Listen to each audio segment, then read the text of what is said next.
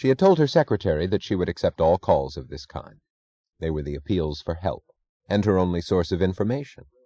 At a time when the voices of railroad officials uttered nothing but sounds designed to avoid communication, the voices of nameless men were her last link to the system, the last sparks of reason and tortured honesty flashing briefly through the miles of Taggart track.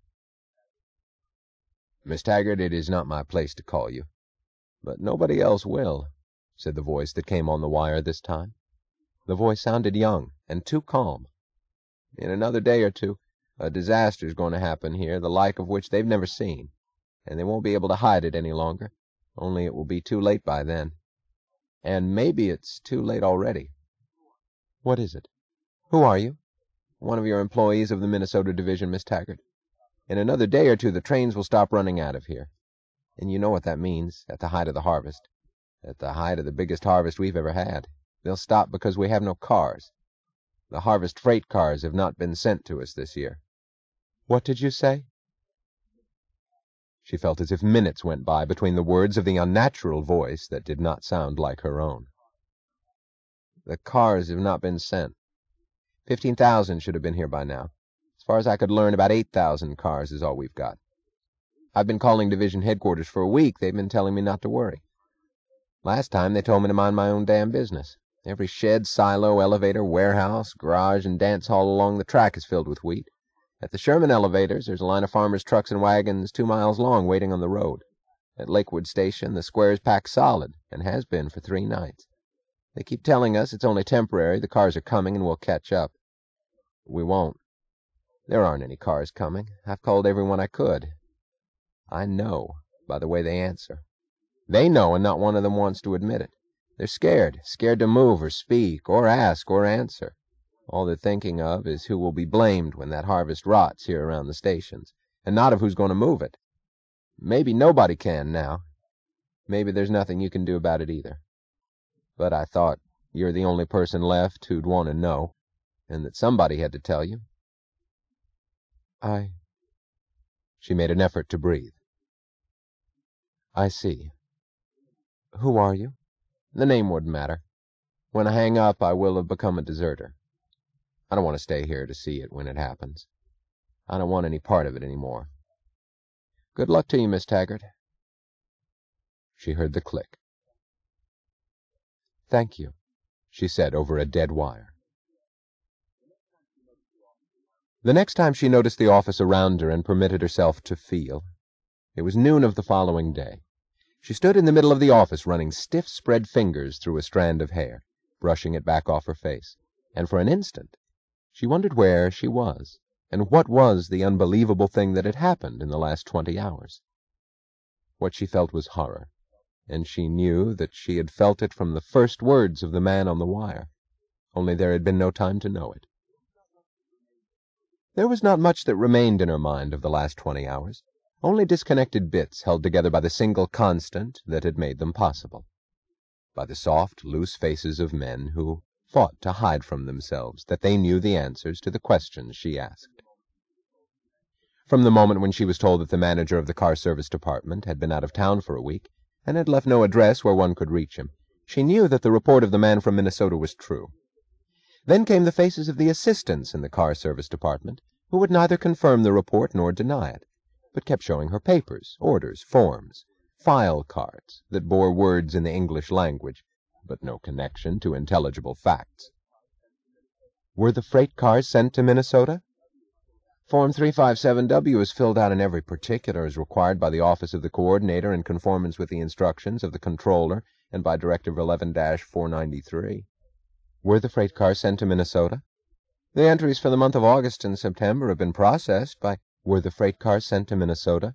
My files indicate the locations of freight cars by state, date classification, and...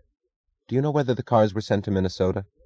As to the interstate motion of freight cars, I would have to refer you to the files of Mr. Benson, and of... There was nothing to learn from the files. There were careful entries, each conveying 4 possible meanings, with references which led to references, which led to a final reference, which was missing from the files. It did not take her long to discover that the cars had not been sent to Minnesota, and that the order had come from Cuffy Meggs. But who had carried it out? Who had tangled the trail? What steps had been taken by what compliant men to preserve the appearance of a safely normal operation, without a single cry of protest to arouse some braver man's attention? Who had falsified the reports, and where the cars had gone, seemed at first impossible to learn. Through the hours of that night, while a small desperate crew under the command of Eddie Willers kept calling every division point, every yard, depot station, spur, and siding of Taggart Transcontinental for every freight car in sight or reach, ordering them to unload, drop, dump, scuttle, anything, and proceed to Minnesota at once, while they kept calling the yards, stations, and presidents of every railroad still half in existence, anywhere across the map, begging for cars for Minnesota, she went through the task of tracing from face to coward's face the destination of the freight cars that had vanished. She went from railroad executives to wealthy shippers to Washington officials and back to the railroad, by cab, by phone, by wire, pursuing a trail of half-uttered hints. The trail approached its end when she heard the pinch-lipped voice of a public relations woman in a Washington office, saying resentfully over the telephone wire, "Well, after all, it is a matter of opinion whether wheat is essential to a nation's welfare. There are those of more progressive views who feel that the soybean is perhaps of far greater value." And then, by noon, she stood in the middle of her office, knowing that the freight cars intended for the wheat of Minnesota had been sent instead to carry the soybeans from the Louisiana swamps of Kip's Ma's project. The first story of the Minnesota disaster appeared in the newspapers 3 days later. It reported that the farmers who had waited in the streets of Lakewood for 6 days with no place to store their wheat and no trains to carry it, had demolished the local courthouse, the mayor's home, and the railroad station. Then the stories vanished abruptly, and the newspapers kept silent. Then began to print admonitions urging people not to believe unpatriotic rumors. While the flour mills and grain markets of the country were screaming over the phones and the telegraph wires, sending pleas to New York and delegations to Washington, while strings of freight cars from random corners of the continent were crawling like rusty caterpillars across the map in the direction of Minnesota, the wheat and hope of the country were waiting to perish along an empty track, under the unchanging green light of signals that called for motion to trains that were not there. At the communication desks of Taggart Transcontinental, a small crew kept calling for freight cars, repeating like the crew of a sinking ship an SOS that remained unheard. There were freight cars held loaded for months in the yards of the companies owned by the Friends of Pull Peddlers, who ignored the frantic demands to unload the cars and release them.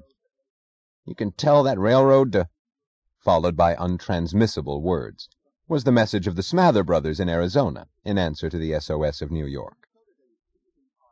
In Minnesota they were seizing cars from every siding, from the Mesabi Range, from the ore mines of Paul Larkin, where the cars had stood waiting for a dribble of iron. They were pouring wheat into ore cars, into coal cars, into boarded stock cars that went spilling thin gold trickles along the track as they clattered off. They were pouring wheat into passenger coaches, over seats, racks, and fixtures, to send it off, to get it moving, even if it went moving into trackside ditches in the sudden crash of breaking springs, in the explosions set off by burning journal boxes. They fought for movement with no thought of destination, for movement as such, like a paralytic under a stroke, struggling in wild, stiff, incredulous jerks, against the realization that movement was suddenly impossible. There were no other railroads. James Taggart had killed them. There were no boats on the lakes. Paul Larkin had destroyed them. There was only the single line of rail and a net of neglected highways. The trucks and wagons of waiting farmers started trickling blindly down the roads with no maps, no gas, no feed for horses, moving south toward the vision of flour mills awaiting them somewhere, with no knowledge of the distances ahead, but with the knowledge of death behind them. Moving to collapse on the roads, in the gullies, and the breaks of rotted bridges. One farmer was found 1/2 mile south of the wreck of his truck, lying dead in a ditch face down, still clutching a sack of wheat on his shoulders. Then rain clouds burst over the prairies of Minnesota. The rain went eating the wheat into rot at the waiting railroad stations. It went hammering the piles spilled along the roads, washing gold kernels into the soil. The men in Washington were last to be reached by the panic.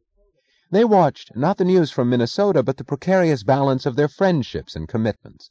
They weighed not the fate of the harvest, but the unknowable result of unpredictable emotions in unthinking men of unlimited power.